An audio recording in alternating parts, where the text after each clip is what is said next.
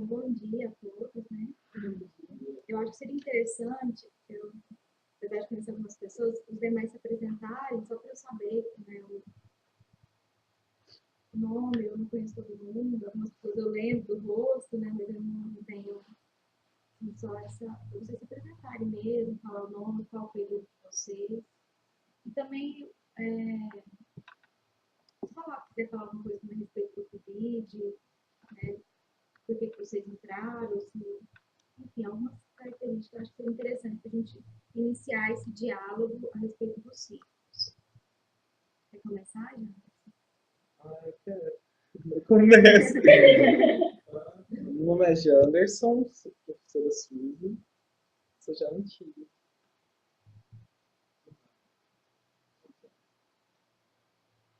Sou eu já? Depois uma ordem linear. Meu nome é Arthur, sou do terceiro período. Busquei o vídeo para ampliar realmente minha formação e buscando currículo também.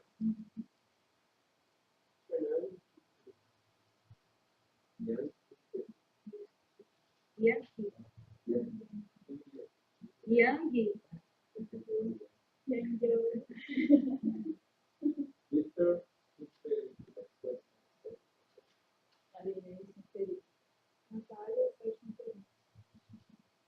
Bom, gente, então, meu nome é Suzane, né? Eu formei aqui ano passado. Eu fiquei no PIBID aproximadamente 1 ano e meio, 2 anos, né? E atualmente eu dou aula na UFG de Jataí. Foi um processo bem rápido, né? Do fim da graduação para início do trabalho enquanto, né, professora universitária. E também faço mestrado em educação hoje também. E assim, eu acho muito importante esse momento de hoje, né? Porque é um momento em que eu posso retribuir, né, todo o processo de formação pelo qual eu passei pelo PIBID, que foi um processo muito intenso, né? Foi um processo com muito rico, né? De muita qualidade. Então, eu acho que a primeira parte mesmo é agradecer pelo espaço. Eu gostaria que o Chico estivesse aqui para falar isso para ele também, né, de poder estar retribuindo, né, enquanto espaço de formação para vocês, e também é um espaço de formação para mim. Né? Entendendo também que esse processo ele faz parte do método, né? Entendendo que o método PIBID é um método mais amplo, é um método que está vinculado à nossa vida real, né? Ao que a gente vai se formar para além do nosso curso de graduação. Então, esse momento aqui é um momento que eu considero de suma importância, não somente pelo que a gente vai abordar aqui, mas pelo processo, né, de todo o método, de toda a constituição do conhecimento que a gente foi, né, desse processo que a gente foi passando. E eu fiquei pensando muito em gerar algumas reflexões, o e-mail que o Janderson mandou. Não sei, você mandou para todo mundo? É só pra gente. O Janderson encaminhou um e-mail esses dias e também pelo evento que a gente participou agora, recentemente, estava presente o Vitor, o Fernando e a Pâmela. No sentido de como que foi interessante, no momento em que ele foi iniciar a explicação, né, de quem que eram aqueles teóricos, né, a teoria que eles traziam, mas aí eles foram começar essa explicação a partir da história de vida deles. Ou seja, como que a vida, né, do Vygotsky com o Euconin, com o Eugênio, eles foram se encontrando, e a partir das perspectivas, o olhar que eles tinham, pela educação, pelo ser humano, foi possível construir, né, uma teoria crítica bem fundamentada. Né? E aí eu fico pensando nesses processos, né, nas pessoas que eu vou encontrando ao longo da vida, né, e nessas oportunidades que a gente tem de trocar informação e de construir conhecimento, nesse sentido de que, olha, agora, né, esse trabalho é um trabalho pequeno, comparado ao que já foi produzido, né, no âmbito da humanidade, vamos pensar assim. Mas do ponto de vista do método, né, o que é esse método que a gente aprende, que ele possibilita que a gente tenha o quê? Acesso, né, a sínteses maiores, né? Então, eu acho que é muito importante a gente entender aqui o PIBID como espaço de formação, mas espaço de formação para a vida, né? Espaço de formação política, espaço de formação de conhecimentos, que vão permitir que lá fora a gente construa um outro olhar, né? Que a gente construa um outro tipo de conhecimento, né? Então, é por isso que quando eu retorno nesse espaço, eu retorno com uma certa responsabilidade, né? Porque foi esse espaço que me formou, né? Que me deu bases para a minha constituição enquanto professora atualmente, né? Enquanto estudante, enquanto ser humano que está aqui todos os dias vivendo e tendo que lidar com uma série de processos. Então, eu acho que, para além do que eu vou apresentar hoje, é um pouco dessa discussão do olhar, né? Do método, um pouco dessas possibilidades de construção de conhecimento e desse comprometimento também, que a gente precisa ter na nossa prática, né? Em relação ao se relacionar com o outro, né? Quando a gente vai à escola, quando a gente conversa com os professores, como que é a nossa postura, e isso tudo está vinculado a esse método que eu acho que é muito mais amplo do que está ali no papel, né? Ele é muito mais profundo, ele é muito mais humano do que a gente pode imaginar. Né? Então, a partir disso, eu acho que a ideia é que a gente traga aqui, né? Construa aqui um diálogo, né? Para que eu exponha para vocês o que a gente, que eu e a Raquel, porque no caso eu estou aqui também representando a Raquel, que ela não pôde vir, ela fez a pesquisa junto comigo, eu vou falar um pouco disso mais à frente, mas também para a gente discutir com vocês, né? Para quando vocês forem para a escola, vocês trazem coisas a mais, para complementar, para sempre ampliar, né? E não ficar reproduzindo os mesmos conhecimentos, mas sempre no sentido de, olha, isso aqui já chegou no PIBID, vamos além, né? Então, esse processo de conhecer o que já foi construído permite, né, esse processo. Bom, então, acho que é mais nesse sentido. Então, assim, esses elementos que eu vou apresentar para vocês, ele se sintetizou no trabalho monográfico que eu realizei no ano passado, eu concluí no final do ano passado, mas que ele veio desenvolvendo ao longo do tempo, que foi denominado de ciclo de formação e desenvolvimento humano e a realidade da educação física na escola pública. Mas hoje também eu vou trazer alguns elementos da monografia da Raquel, também é professora agora, no município de São Caetano. E também, quando a gente iniciou a pesquisa, iniciou eu e a Monique. Né? Então, a Monique, que fez uma pesquisa sobre corpo na escola, educação corporal, ela também iniciou essa pesquisa comigo, mas depois ela foi para outra temática e a Raquel agregou comigo nesse tema. Então, essa pesquisa ela partiu da necessidade da escola. Os professores pautaram isso. A gente tem dificuldade de entender como que avalia a educação física do ciclo. Né? E aí, além da gente ter que compreender a realidade daquelas escolas, era preciso que a gente tenha uma fundamentação teórica, né, para que a gente fizesse esse retorno de forma qualitativa.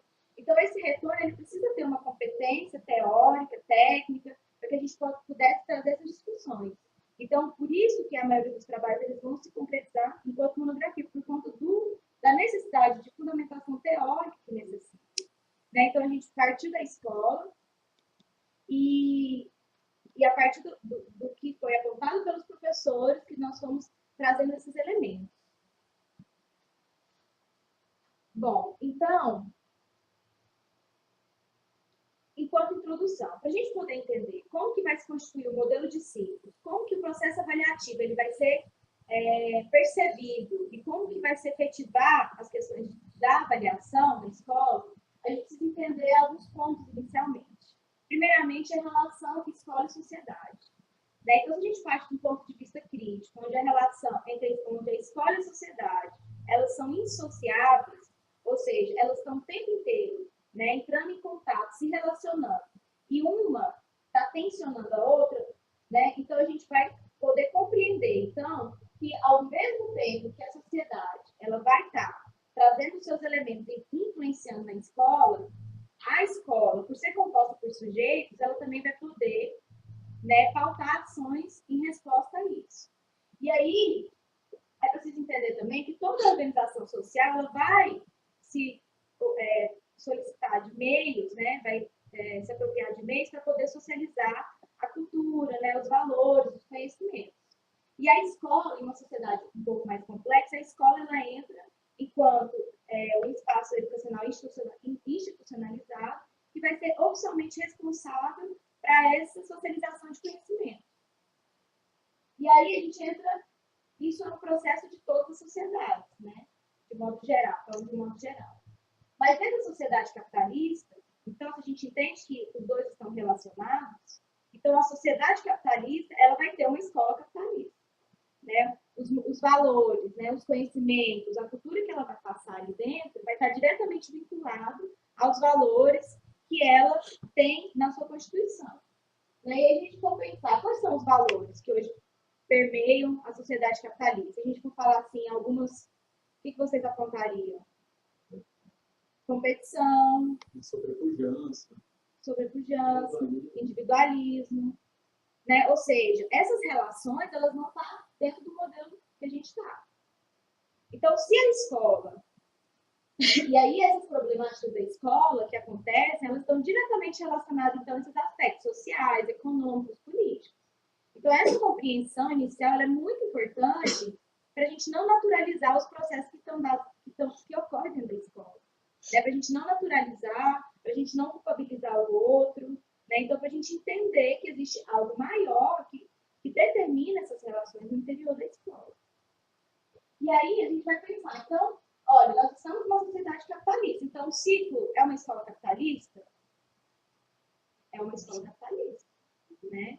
Então, ela não vai ser diferente, né? Ela não vai ser uma escola ali dentro que vai ter uma realidade diferente da realidade lá fora.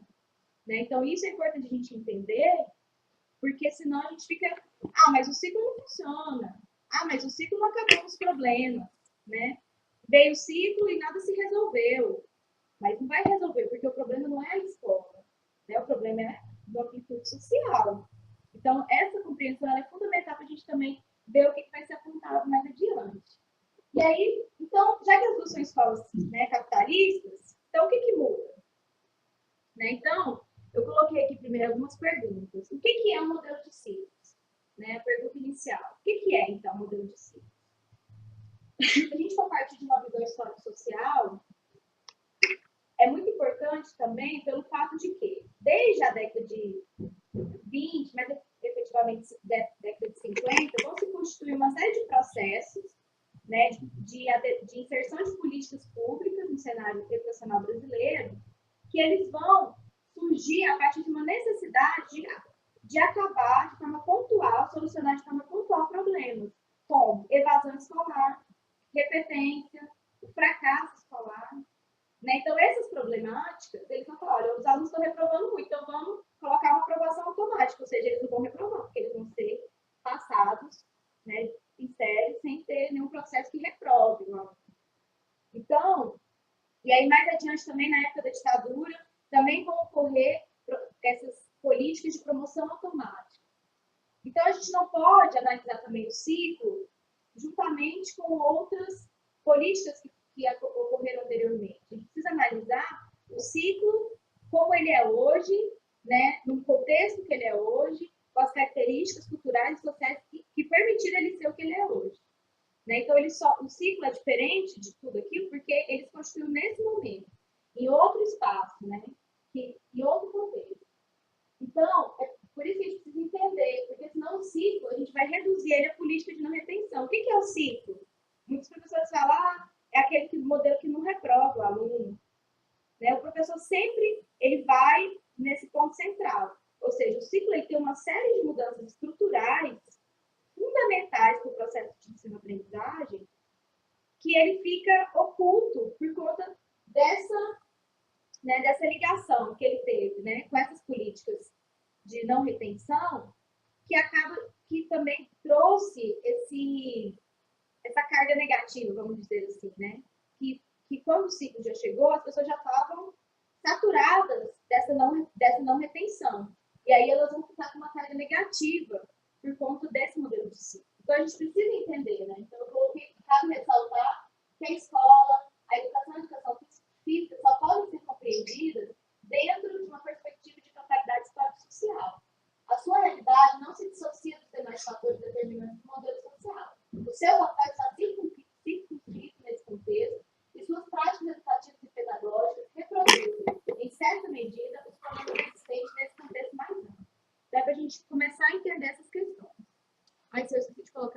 jeito da minha monografia.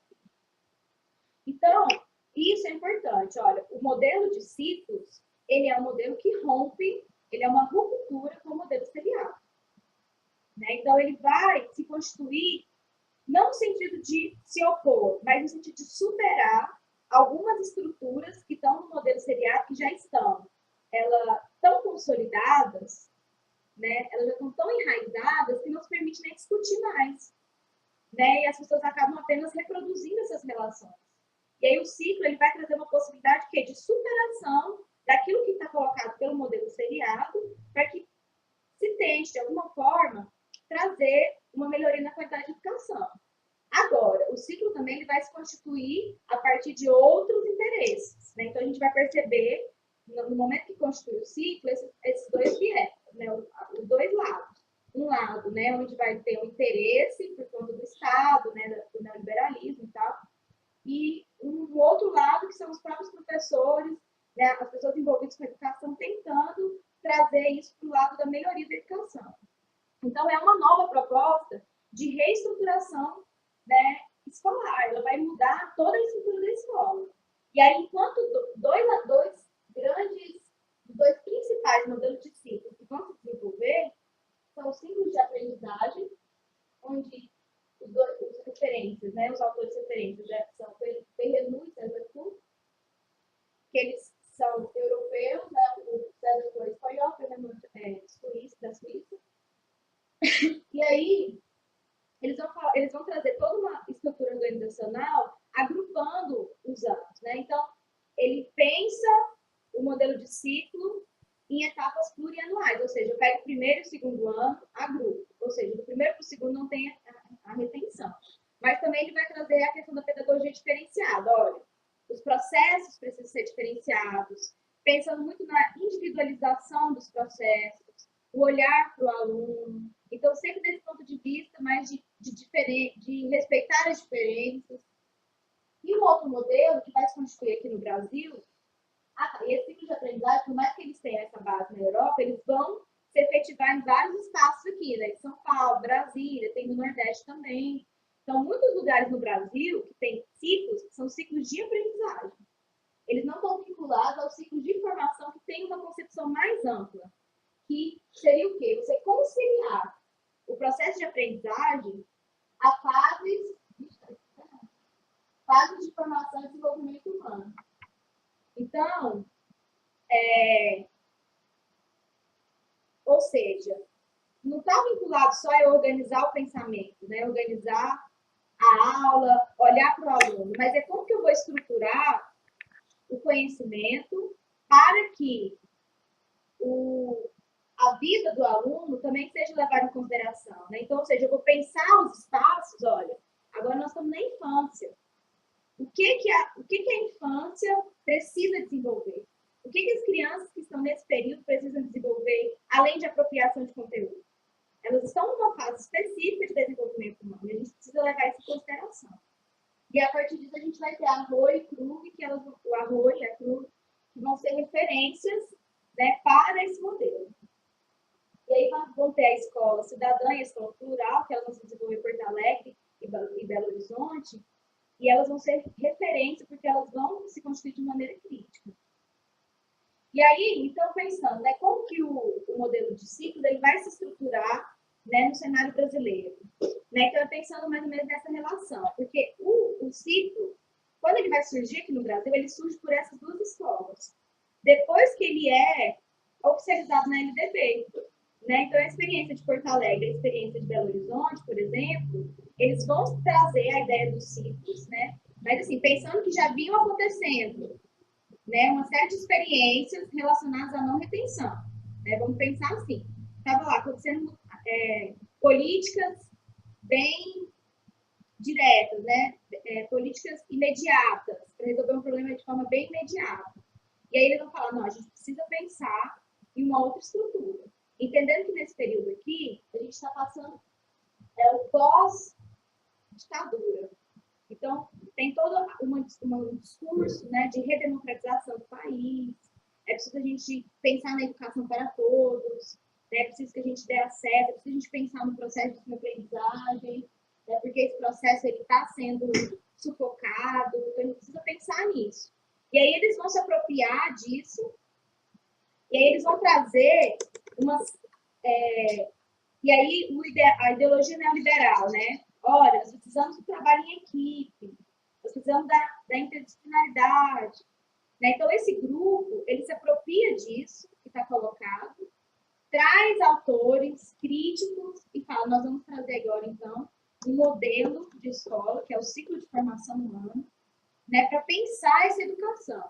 A gente não vai pensar na não retenção, por exemplo, do aluno que reprova, mas é uma não retenção para mudar o olhar para o processo avaliativo. Não dá mais para a gente usar o processo avaliativo como forma de humilhação, de opressão, de seleção do aluno, né, de dar uma nota ao aluno.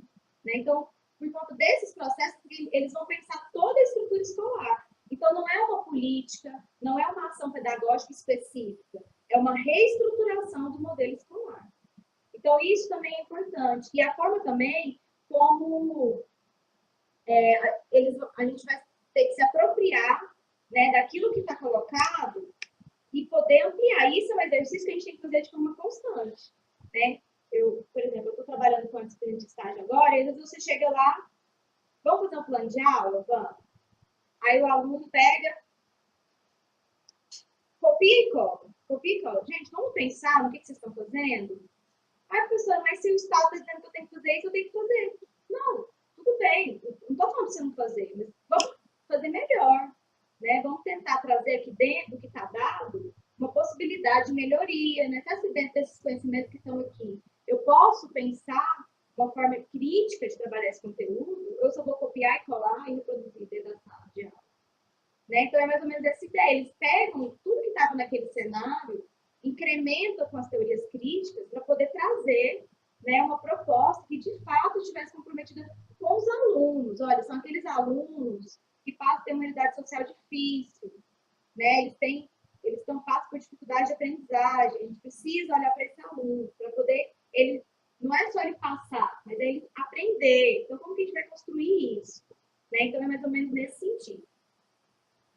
Então, assim, é entender também que esse modelo de ciclos, quando ele vai se estruturar no Brasil, ele vem como uma movimentação política importante, porque ele está pensando, né, no sistema de educação.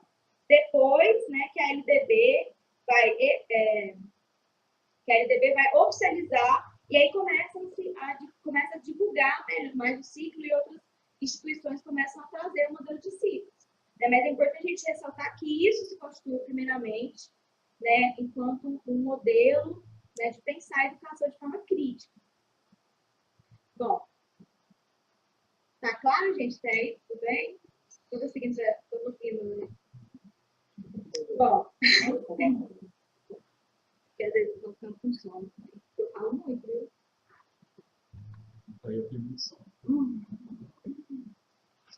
Então, ó, os ciclos de formação, então, eles são é uma organização anterior à oficialização da LDB. E se constitui por conciliar os processos de ensino, aprendizagem com as fases de formação e desenvolvimento humano. Então, ao invés de se pensar primeiro ano, segundo ano, terceiro ano, nós vamos pensar, aqui é o ciclo da infância, aqui é o ciclo da pré-adolescência, aqui é o ciclo da adolescência.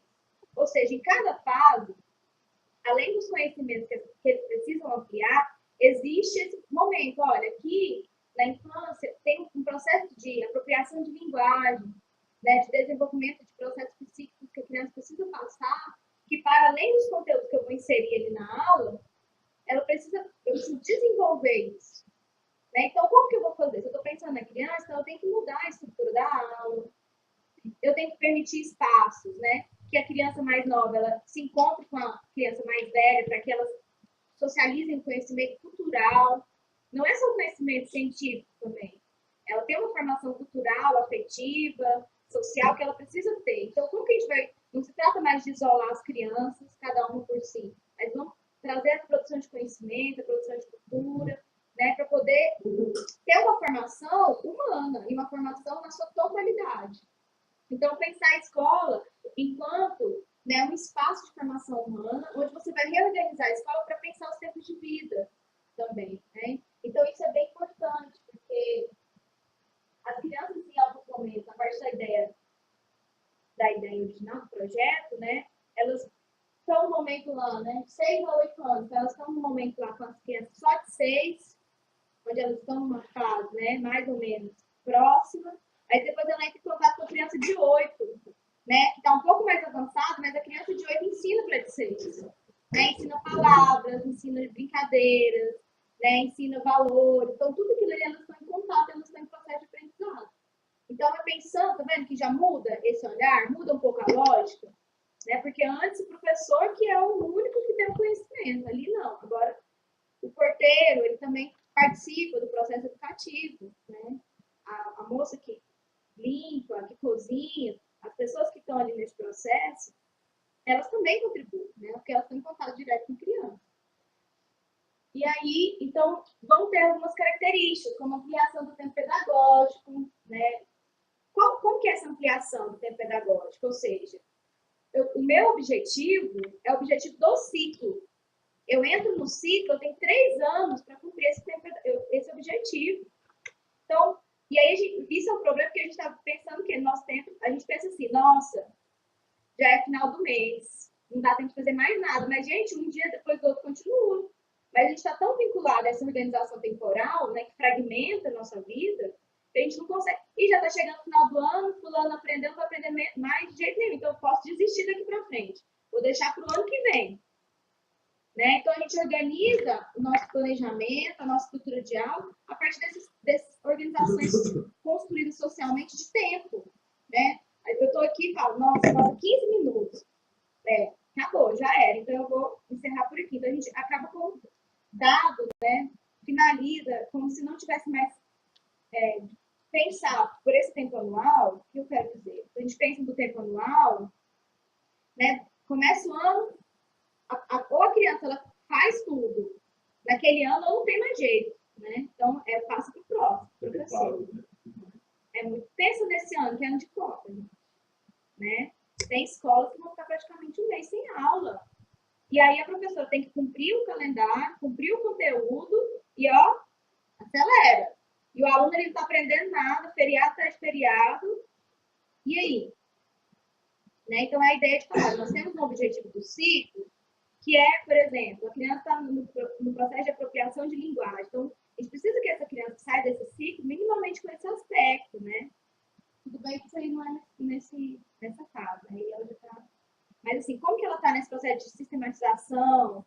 Então, esse é o objetivo, a criança conseguir sistematizar o conhecimento, né? Então, é o objetivo do ciclo que ela vai ter, e mais, aí, o trabalho coletivo, ou seja, cada professor, são professores por ciclo, mas eles trabalham de forma coletiva.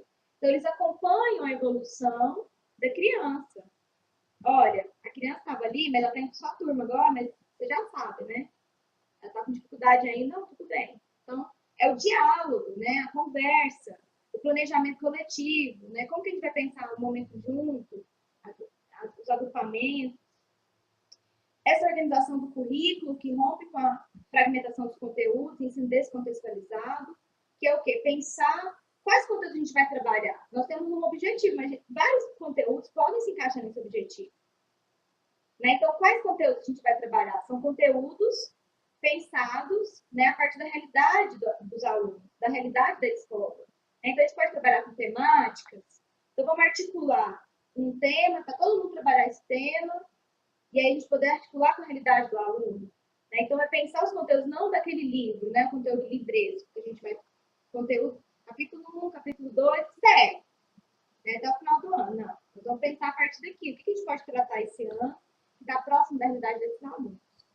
Flexibilidade, dinamicidade, pensando nesses espaços, né? Ou seja, está em aula aqui, mas a gente precisa fazer um agrupamento ali. Aluno tal, vão sair, vão para o agrupamento lá. E aqui continua outra atividade. Então, tem essa dinâmica, né, de estar em vários espaços.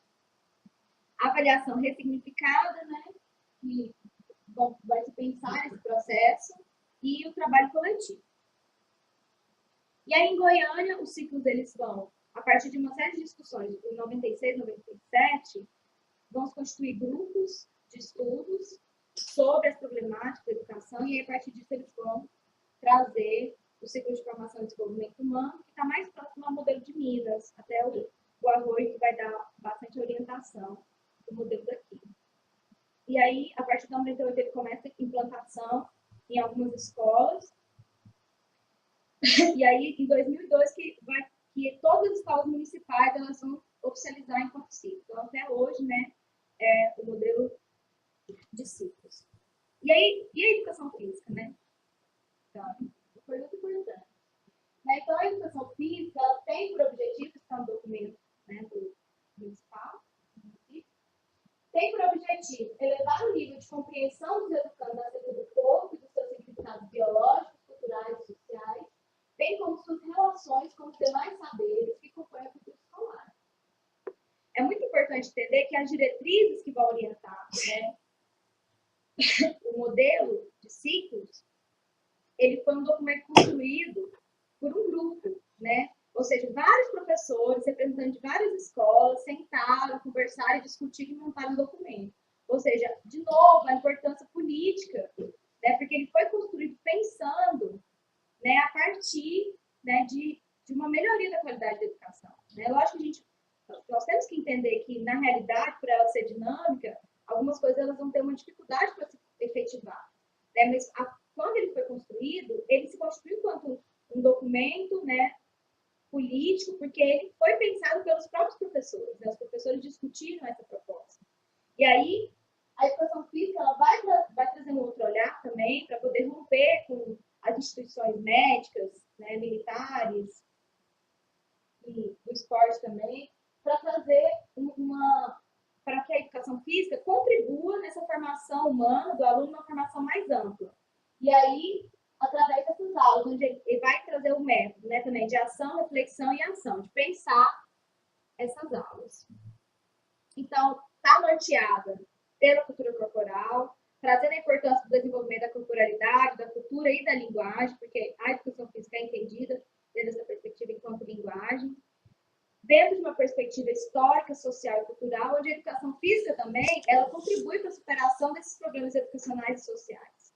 Né? E aí os conteúdos eles são conhecimentos necessários à ampliação do desenvolvimento sociohistórico das próprias atividades corporais e a explicação de suas significações e objetivos. Ele vai trazer que a educação física ela também ela não é algo à parte, né? Então nós temos aqui o desenvolvimento intelectual, com português, com matemática, né? Com a física, e a educação física fica um momento de lazer. Não, aqui é um conhecimento que vai contribuir na formação das dimensões da totalidade, né, do ser humano. E aí, pensando, então, ó, a gente pensou o que é o modelo de ciclo, então. Então, o que a gente pode pensar? Não é apenas uma política, né, imediatista, que vai estar ali para, né, tampar buraco, né, dos problemas, mas é uma nova proposta, né, é uma nova lógica de pensamento da escola. Né? Então, ela vai se constituir como, né, por todo o contexto histórico-social em que ela se encontrava, enquanto uma necessidade de superação do fracasso escolar, dos problemas sociais. Então, é um novo olhar. E aí, então, por que essa é a melhor alternativa? Né? Por que a gente defende, e aí eu trago isso, e isso é um processo complicado, porque você chega num lugar e fala, eu defendo ciclos. Pronto, acabou. Né? A pessoa já olha para você e fala, mas você não entende, né? Você não sabe como que é a realidade. Não, eu sei. Né? Mas é porque as pessoas elas não conseguem estabelecer uma relação, né, entre a teoria e a prática. Né? E elas acham que o que está no projeto, isso é um projeto de formação. É para onde a gente está caminhando. Né? Ele não é a efetivação. Ele não é um relatório do que aconteceu. Né? Ele é um projeto. Então, a gente está caminhando nesse sentido. E para a gente caminhar nesse sentido, a gente precisa de ações, né, comprometidas para que ele aconteça. Né? Então, e aí, a gente entender que a realidade, né, se a gente for pensar que a realidade ela é igual ao que está na teoria, a gente nega a própria dialética, né, e o próprio pensamento crítico. Então, a gente precisa entender que a forma como a escola vai se organizar é diferente. E a teoria é para ela dar a fundamentação. Então, você lê a proposta e fala, não, é para lá que eu tenho que ir. E aí, quando você vai organizar a sua prática na escola, você fala, olha, vou retomar os princípios da educação. Né? É isso que tem que ser a teoria. O momento de te fundamentar para você conseguir ter ações mais qualitativas dentro do espaço escolar, né? Mais comprometidas, mais pontuais, mas no sentido de pensar a totalidade também. Então, por que a gente entende, então, que essa alternativa é uma melhor alternativa nesse momento? Não é pensando que o ciclo é o modelo ideal. Se não for o ciclo, não serve. Não é isso, é porque diante do que está construído nesse momento, pensando o ciclo e o seriado, o ciclo, pela forma organizacional dele, ele vai permitir que as questões educacionais elas sejam trabalhadas de outra forma. Né? Que, como eu já coloquei anteriormente, como o modelo de seriado está enraizado, né? Quantos anos o modelo de seriado não está instituído no Brasil? Ele já tem práticas tão enraizadas, né? Ele já está tão consolidado que é impossível pensar alguma coisa diferente dentro do modelo seriado. E a forma como o ciclo ele vai se constituir, ele permite algumas ações, né? Principalmente, por exemplo, pelo menos em Goiânia, o professor que trabalha no ciclo, ele trabalha naquela escola. Né? Você vai ver no seriado, o professor dá uma aula aqui, sai correndo para outra escola, vai para outra escola, vai para outra escola, vai para outra escola, não consegue participar de reunião pedagógica, não conhece os alunos, não conhece os pais, não conhece os outros professores. Ou seja, ele é um turista ali na escola. Né? Então, no modelo de ciclos, o professor, estando ali na escola, ele tem o tempo de planejamento dele, ou seja, ele tem o tempo de pensar, gente, olha só. O tempo de refletir a prática dele. Ele tem o tempo de barrar no corredor com outro professor e falar, e aí, né? Vamos conversar, vamos fazer um projeto junto. Né? Então, são essas possibilidades pequenas que vão permitir que o ciclo permita uma qualidade de educação, caminhe em sentido dessa qualidade de educação. Porque a organização do trabalho pedagógico, né? Planejamentos coletivos, avaliações coletivas, né? Então, a forma de trabalhar o conteúdo, a forma de pensar, a forma de olhar o aluno, a forma de se relacionar com as pessoas, né? Então, isso tudo vai trazer uma outra possibilidade, que também, por conta do dia a dia, do cotidiano, dos problemas da escola, dos problemas estruturais, né, dos problemas políticos, vão ficar conturbados, mas ele é uma possibilidade. Né? Então, a gente pensa lá no início, olha, nós estamos numa sociedade capitalista, uma sociedade que é complexa e contraditória. Então, a gente precisa perceber onde que está a contradição do espaço para a gente entrar por ali. É a brecha que a gente tem para poder ter uma ação, né, mais contundente com a educação. Né? É olhar lá na contradição do modelo. A gente vai permitir que a gente tenha uma ação. E aí, então, esse novo sistema de organização escolar é o resultado, né, de pesquisas sobre como as crianças e os adolescentes aprendem e consideram a importância das fases de formação e desenvolvimento humano para o trabalho com conhecimento formal na escola. Isso também é um outro aspecto importante para que caminhe sentido da qualidade. Ou seja, o Janderson não é o número 1 da chamada. Né? O Janderson é um aluno, né, que eu converso com a mãe dele vai lá, eu entendo a dificuldade dele, eu entendo a realidade dele, eu sei que está na fase tal, que ele precisa desenvolver isso. É uma pessoa, é um ser humano que está ali dentro. Né? Então, essa característica também de pensar os tempos de vida é importante para essas questões. Aí, outras coisas que eu havia colocado, mas no sentido de fazer uma síntese, né? Que é que esse modelo, então, ele está além da superação do fracasso escolar. Ou seja, não, olha, tem um fracasso escolar, vamos criar o ciclo para acabar com o fracasso escolar. Não é isso. Né? Ele vai querer o quê? Diante do que está dado, como que a gente pode melhorar? Como que a gente pode trazer mudanças qualitativas nesse processo? Então, ele está além da superação do fracasso escolar. Né? A questão do trabalho coletivo é o essencial dentro da proposta. Né? É o espaço que o tempo inteiro a gente tem que lutar para que ele não seja suprimido. Né? Porque é o trabalho coletivo que vai dar espaço para uma constituição melhor do modelo de ciclo. Né? A mudança de relacionamento entre comunidade escolar, né? Como que os pais vão se inserir nesse espaço, os alunos. Né? Então, tem na Escola Cleonice, eles fazem a avaliação do ciclo, os alunos, né? Tem um conselho de ciclo com os alunos. Ou seja, os alunos avaliam os professores. Olha só isso. Que coisa, né? O aluno, lá do terceiro ano, virar para o professor e falar para ele o que ele fez de errado. Em outros espaços, isso é inadmissível. Quem está errado? O professor? Né? O professor jamais está errado. Né? Então, olha como que as relações elas vão se constituir de forma diferente. Alteração na temporalidade, no estado do aprendizado, né, por aquela questão que eu trouxe, né, de pensar os tempos na escola, avaliação e a valorização do aluno em sua totalidade. Ou seja, é preciso pensar o aluno em sua totalidade. Bom, gente, aí, como a proposta também era falar um pouco mais desse processo de avaliação, essa foi uma parte que eu complementei, mas é uma parte que a Raquel me mandou, mais especificamente da pesquisa dela. Antes disso, vocês querem fazer alguma pergunta do que a gente já colocou até o momento?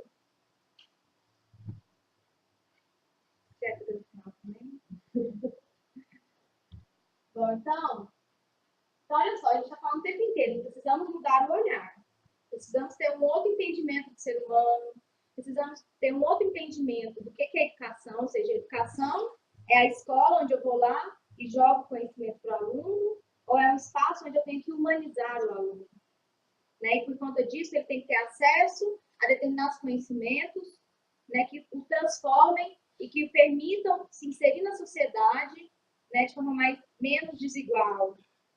Né? Então, como que eu tenho que pensar a educação? Ou seja, as concepções de educação elas também se modificam. As concepções do que é a escola? Né? A escola é um espaço onde o aluno fica o dia inteiro enquanto o pai trabalha, ou é um espaço de formação? Como que eu vou pensar esse espaço? Então, e aí você vai perceber, né? Quem já observou o recreio lá do Cleonice, ele tem uma estruturação diferenciada, né? Ele tem música. Quais são as músicas que tocam lá? Né? Eles tocam um funk, eles tocam um forró, mas lá no meio tem lá outras músicas. O que eles estão querendo fazer com aquilo ali? Né? Será que é ampliar o campo cultural das crianças, para que elas não escutem só a música que está na mídia, elas conheçam outras músicas? Então, se você pensa do ponto de vista cultural, de formação humana, né, então os espaços eles vão ser o tempo inteiro pensados, né? Não é, agora eu recreio, larga os meninos lá, deixa todo mundo fazer o que quiser, agora volta para o ensino, né? Então, é o pensamento da escola. Então, da mesma forma, a avaliação vai ser uma ruptura do modelo seriado. Mas quer dizer que não tem avaliação? Isso é um equívoco, né? A pessoa fala assim, mas não tem avaliação, como é que eu vou fazer? Tem avaliação. A questão é, para que é a avaliação? Para que serve a avaliação? Se eu tenho um objetivo, eu vou avaliar o objetivo. Simples. Qual que é o objetivo? Permitir que meu aluno desenvolva isso. Então, eu vou avaliar o quê? Se ele está desenvolvendo isso. Ponto.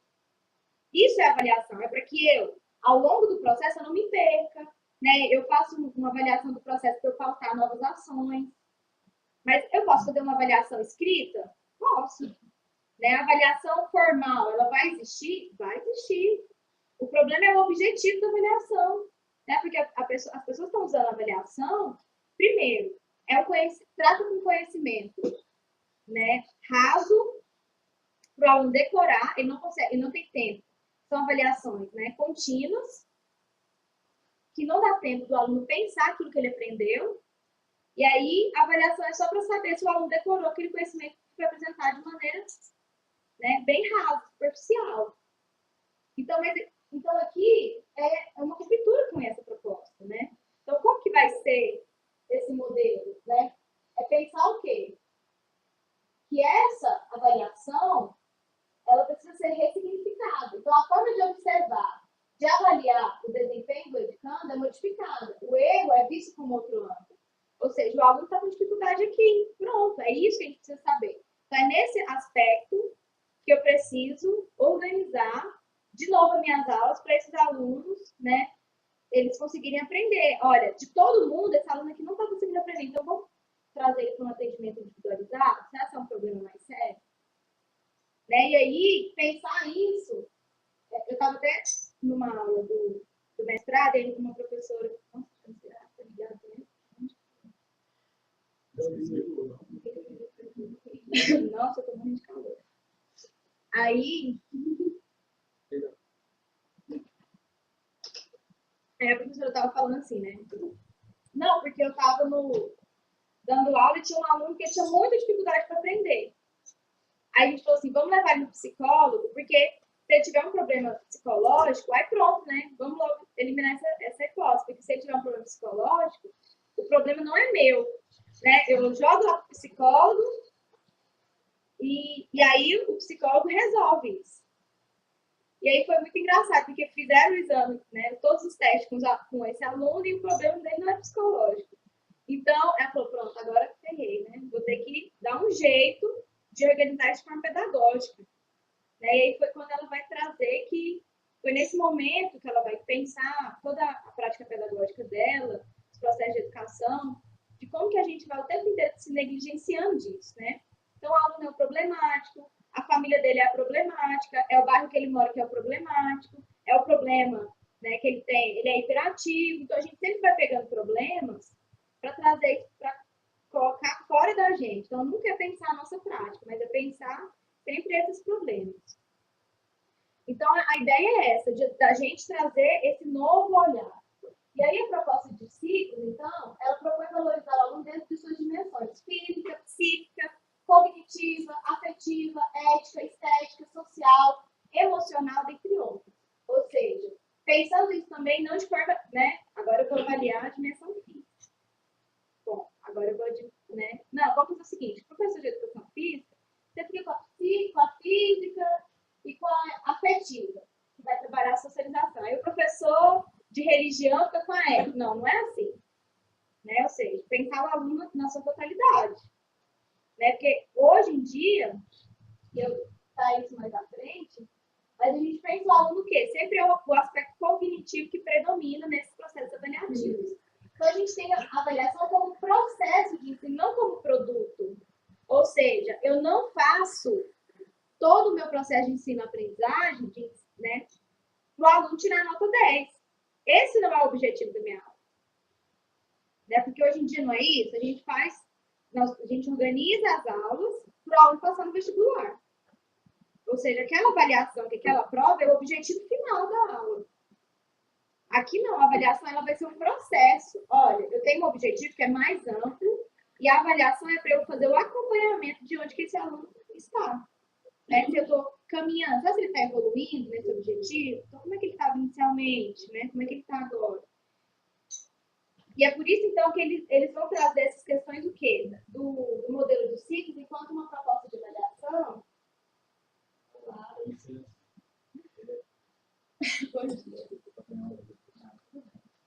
Então, eles vão trazer, olha, eles precisam o quê? De um processo diagnóstico. Como é que eu vou dizer que o aluno melhorou se eu não sei como é que ele estava antes? Né? Eu preciso fazer uma análise diagnóstica. Né? Não sei se eu está aqui. Então, eles vão trazer essa análise diagnóstica, descritiva, processual, precisa dessas características, qualitativa, apesar de que quando o modelo de ciclo se inseriu, ele não tinha nota, era somente a ficha descritiva. Os próprios professores se organizaram pela dificuldade, gente, também não é assim que eles, eu não gosto disso, mas pela dificuldade que eles tinham de entender como que era esse processo, eles solicitam o retorno da nota, porque os pais não entendiam. Mas e aí, meu filho tirou quanto? Não, seu filho está bem. Não, mas quanto que ele tirou? Não, ele conseguiu alcançar os objetivos. Não, mas ele tirou 10? Ou foi 9? Ou foi 5?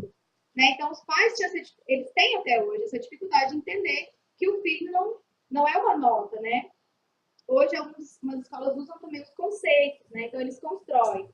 Quem está no conceito A é aquele aluno que alcançou todos os objetivos propostos, teve uma participação, então eles constroem um conceito e aí colocam os alunos pelos conceitos.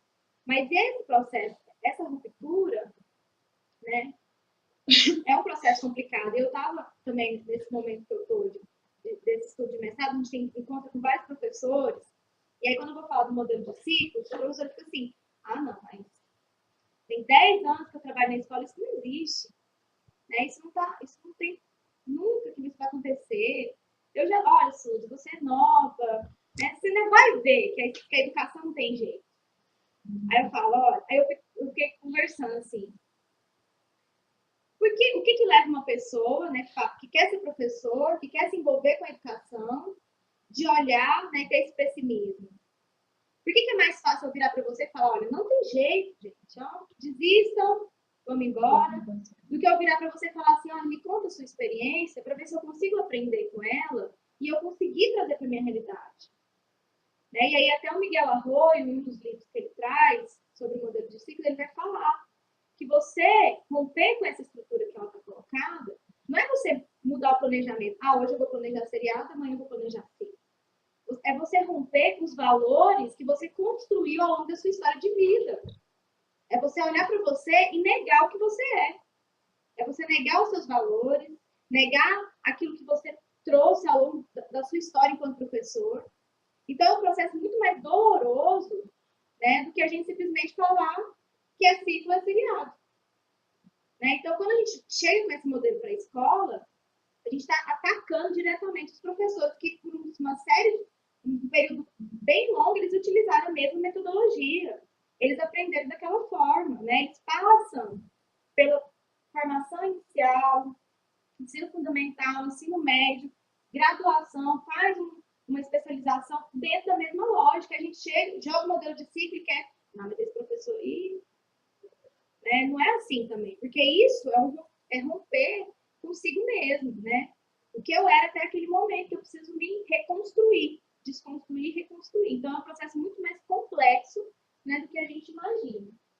Então, é romper, né, pensando no ponto de vista da educação física, romper com essas visões, né, da aptidão física, higienista, que estão recreativa, né, então a educação física como recreação, esportificação, que desqualifica a educação física e não coloca ela dentro da lógica que o ciclo propõe.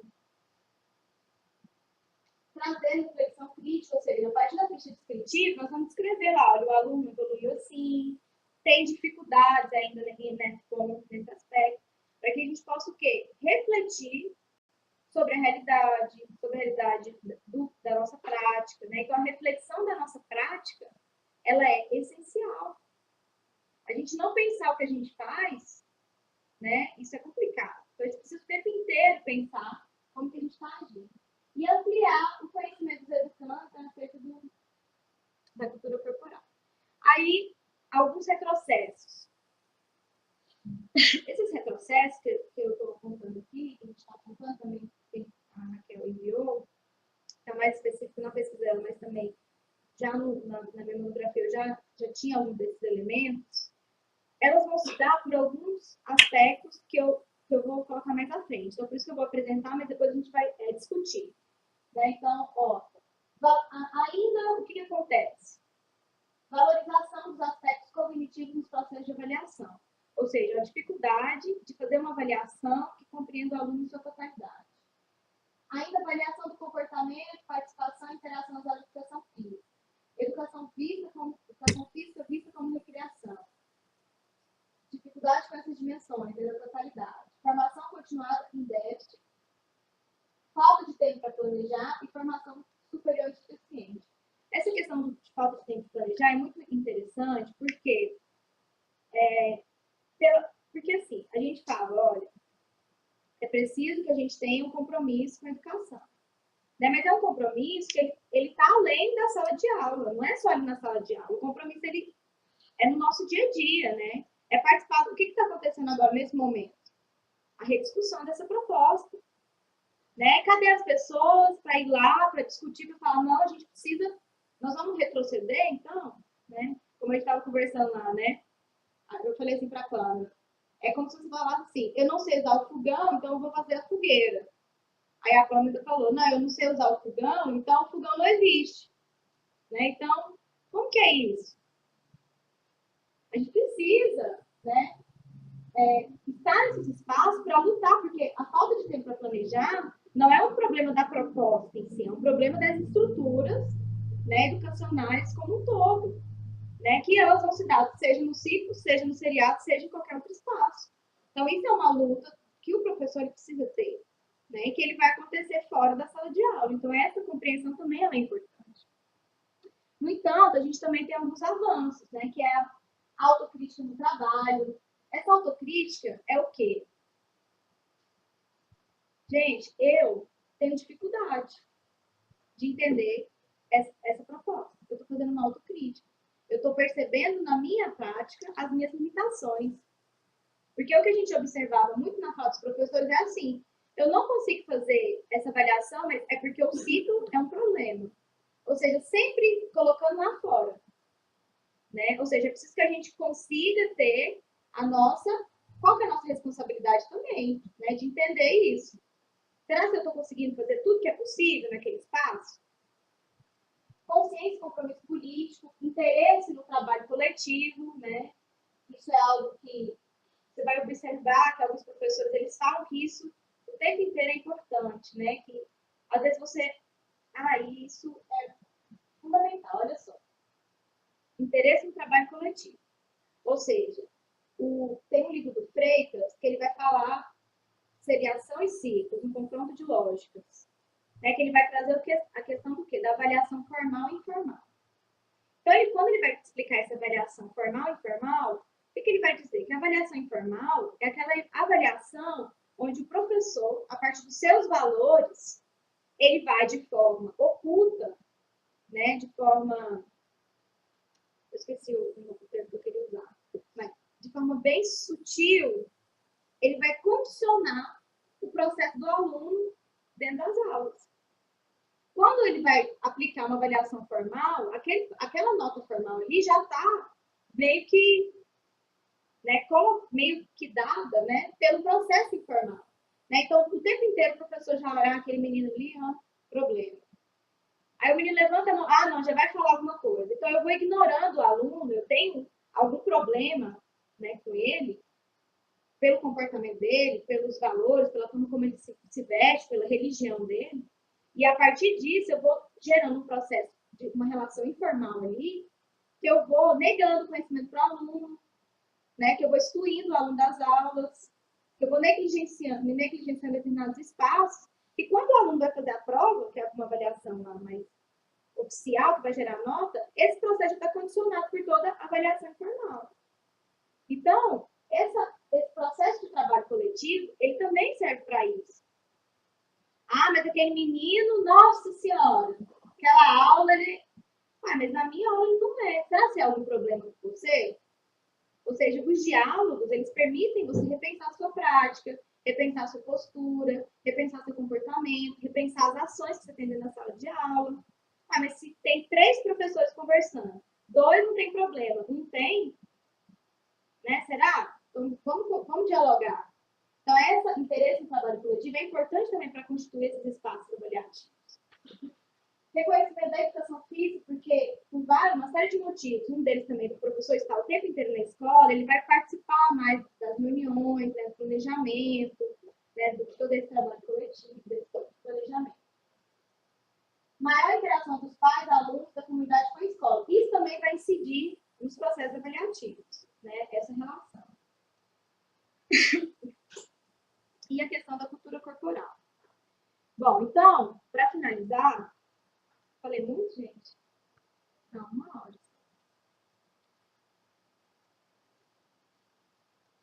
Então, para finalizar, eu trouxe alguns aspectos aqui que os professores apontaram, né, dos professores que eu tive contato, que eles apontaram enquanto dificuldade, as limitações da proposta e alguns apontamentos também para a superação disso, né? Então, alguns professores desconhecem a proposta. O que é o modelo de ciclo? Não sei. Eles colocaram o ciclo aqui em Goiânia, mas eu continuo dando aula do mesmo jeito. Tudo bem. Outros falam, não, esse modelo é horrível. Eu até sei como é que faz, mas eu não quero fazer, porque o modelo de ciclos, não, eu não gosto dele, esse negócio de não retenção para mim não serve. Né? Tem gente que se posiciona dessa forma, eu nego o ciclo, eu não quero ciclo, eu não quero essa proposta de ponto.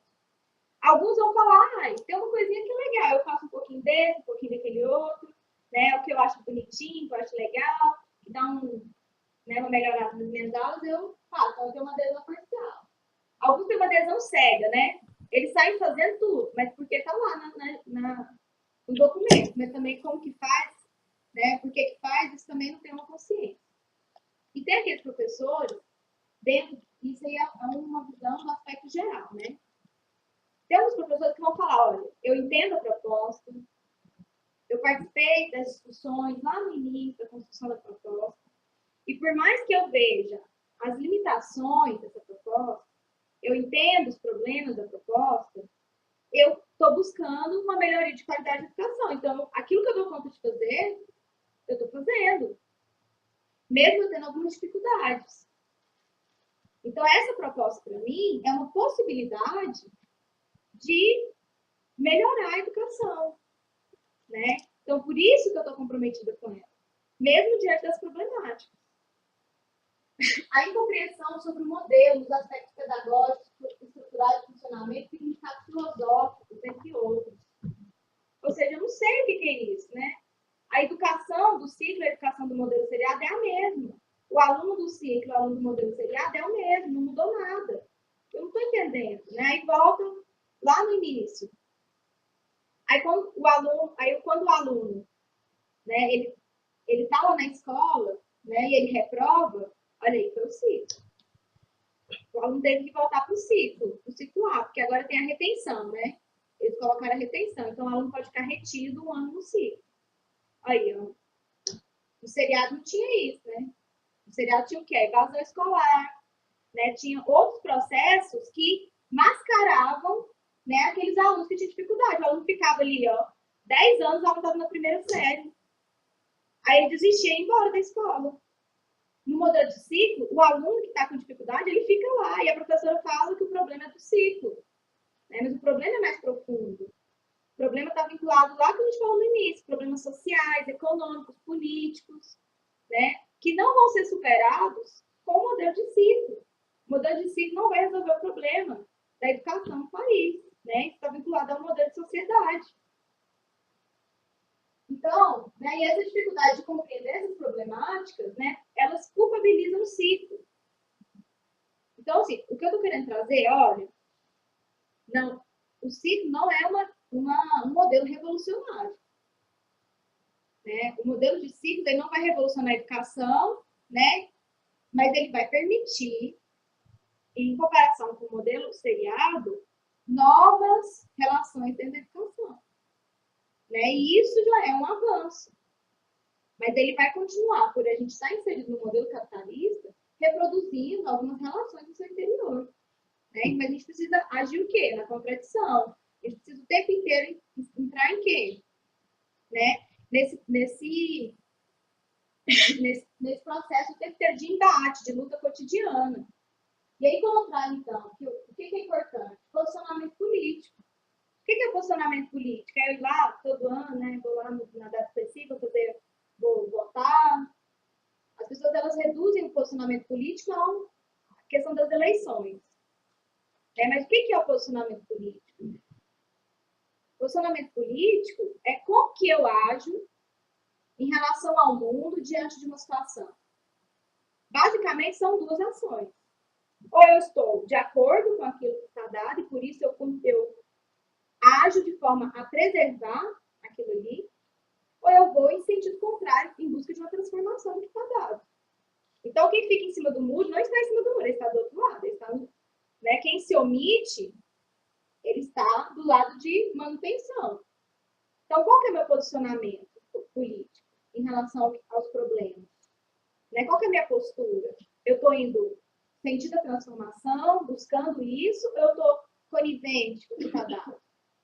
Né? Então, é um pouco compromisso com a qualidade de educação, ou seja, não é como eu coloquei, não é porque é um modelo de ciclo, mas nós temos um modelo de ciclos agora, que é uma oportunidade da gente melhorar a educação, então vamos usar isso enquanto instrumento. Mas ele não é o último, né? Ele não é o último modelo, outras coisas podem surgir. E aí é tomar cuidado também com a novidade, né? Porque as coisas vão surgindo, a gente vai, não faz a análise crítica, então não é só simplesmente aderir o que chegou, né? Mas pelo processo crítico de análise que esse modelo pode trazer essa qualidade de educação. E outra questão também fundamental é esse compromisso com a própria formação. Né? Então, em muitos espaços, a gente vai ver, olha, inseriu um ciclo, mas não teve nada para a gente poder entender. Eu concordo, eu acho que tinha que ter, né, tiveram alguns processos, mas depois encerraram, e aí o pessoal que entrava depois não conseguia acompanhar a proposta. Eu acho que é obrigação do Estado ter esses espaços formativos, mas eu também não posso esperar que o Estado vai me dar uma formação crítica autônoma. Né? Eu preciso partir de mim mesmo para ir buscar essa formação, ou seja, a formação continuada também é um compromisso. A minha formação, né, o processo de eu me capacitar, de eu estudar, de ler, é um compromisso comigo. Eu não posso esperar o dia que o governo vai decidir trazer uma formação para os professores se tornarem sujeitos críticos reflexivos, para eu começar a estudar. Então, eu preciso já iniciar minha formação agora. Né? Então, esses aspectos, eles são fundamentais. Bom, gente, eu acho que era isso que eu tinha para falar com vocês. Eu acho que a gente pode também fazer para ficar no debate.